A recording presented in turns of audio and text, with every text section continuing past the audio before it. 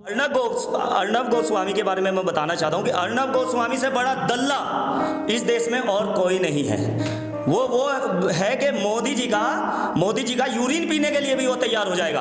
वो सबसे बड़ा चाटुकार पत्रकार है इस देश का, भ्रष्ट। थू करता हूँ उस पत्रकार पे मैं और इसकी पत्रकारिता पे। साला बिगा हुआ एक नंबर का पत्रकार है। एक बात बताइए कि अगर वो बहुत जल्द इन बलात्कारियों के खिलाफ, मतलब इन बलात्कारियों को बचाने के लिए भी आ जाएगा, उसकी कोई गारंटी नहीं कि वो बिका हुआ पत्रकार है देश का। और तो जिले सहारनपुर से ही होते हुए हम हाथरस के लिए निकलेंगे। पूरे भारत का बहुजन समाज जैसे भी जिसकी व्यवस्था है वो ऐसे निकलेगा, और जिसमें दम हो तो वो हमें रोक के दिखाए। और चाहे इसके लिए हमें आगजनी करनी पड़े या हिंसा हो, उसका बिल्कुल जिम्मेदार सरकार नहीं होगी। बहन को इंसाफ के लिए हम तख्तियां लेके नहीं जाएंगे, ना बैनर लेके जाएंगे। अब की बार डंडे और तलवार हमारे हाथ में होगी। अगर कोई पुलिस वाला या कोई भी सिस्टम का हिस्सा कोई भी बंदा आकर के हमारे बंदे को मारेगा, हमारे बहुजन समाज के आदमी पे हाथ उठाएगा, तो उसका 2 गुना खामियाजा उसको भुगतना पड़ेगा। ऑन द स्पॉट उनकी कायरता को बचाना और उनको कहीं ना कहीं बचाने का काम ये सरकार कर रही है। हम सस्पेंड से संतुष्ट नहीं है बहुजन समाज। हमें उनके खिलाफ सख्त से सख्त कार्रवाई चाहिए और वो साले जेल के अंदर होने चाहिए। सबके सब भ्रष्ट मांग किए हैं कि डीएम भी जेल के अंदर होना चाहिए बलात्कारियों के साथ में, क्योंकि पूरा समर्थन दिया है डीएम और वहाँ के प्रशासन ने जिले के।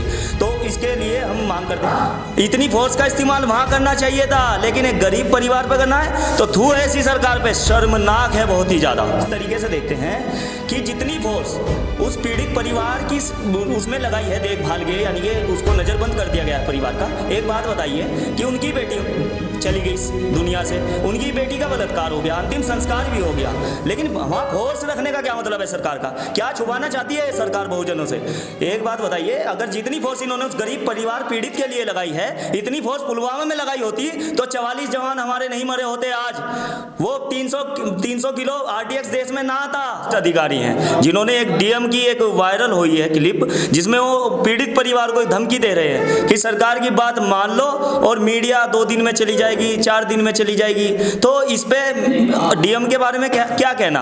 वो तो सबके सामने आ चुका है उनका गंदापन। डीएम कितना भ्रष्ट है वहाँ का, उसके बारे में हम क्या बताएं? तो लोगों के सामने आ चुका है। बस हमारी पहली बात तो हमें ये विश्वास ही नहीं है कि पुलिस की कस्टडी में वो अपराधी हैं भी या नहीं, क्योंकि अभी तक हम देश के जनता के सामने ऐसा कोई भी प्रूफ नहीं आया है कि वो पुलिस कस्टडी में है भी या कहीं मौज उड़ा रहे हैं बैठ के, क्योंकि वे तो उच्च घराने के लोग हैं, उच्च जाति के लोग हैं। तो हमें इस बात का विश्वास नहीं है जब हमारे देश के पत्रकारों तक को नहीं जाने दिया जा रहा और हमारे समाज के वरिष्ठ नेताओं को नहीं जाने जा रहा, उस वरिष्ठ नागरिकों को वहाँ नहीं जाने दिया जा रहा, तो हम कैसे मान लें कि वो पुलिस हिरासत में है?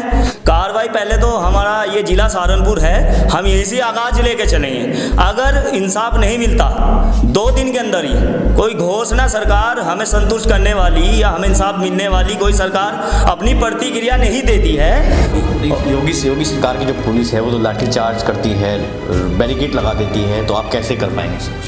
पहली बात ये स्पष्ट कर दूं कि अब की बार हमारे हाथ में ज्ञापन नहीं होगा, तख्तियां नहीं, तो इसलिए हम डरेंगे नहीं बिल्कुल भी। अब की बात पूरे बल सल के साथ में हम अपने इस पे मैं एक बात स्पष्ट कर दूं पहले तो कि हमारा दुर्भाग्य है कि जहाँ पे लोग भूखमरी की कगार पे हैं, वहाँ पे एक राम मंदिर के नाम पे पैसा खर्च किया जा रहा है। काश इतना पैसा देश के विकासों में, बेरोजगारों में या दलित उत्पीड़नों के खिलाफ लगाया जाता तो आज ये बलात्कार देश में ना होते सबसे पहले। और इतना शिक्षा पे खर्च होता पैसा जितना इन्होंने मंदिरों पे खर्च कर दिया, जितना इन्होंने अपने कार्यालय बना डाले अरबों खरबों रुपए में, इतने अगर ये शिक्षा पे लगाते ना तो आज प्रधानमंत्री नरेंद्र मोदी जैसे मंदबुद्धि नेता को हमें वो करना नहीं पड़ता, अपनाना नहीं पड़ता। ऐसे नेता हमारे सामने नहीं, एजुकेटेड नेता होते, अच्छे स्कूलों में पढ़ते, लेकिन शिक्षा पे पैसा सरकार खर्च करेगी तभी तो हमें शिक्षित नेता मिलेंगे ना।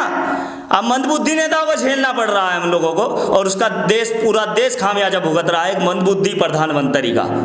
राम राज्य की मैं बात बता दूं, राम राज्य इससे बढ़िया तो हमारे लिए, बहुजनों के लिए ब्रिटिश शासन बहुत अच्छा था। ब्रिटिश शासनों में जो अत्याचार हुए वो अलग है, लेकिन कम से कम हमारी गरीब आदमियों की, गरीब लोगों की, बहुजन समाज की आबरू तो बरकरार रही। हमारी इज्जत पे तो हाथ नहीं डाला उन लोगों ने। इन्होंने तो आज अंग्रेजों को अच्छा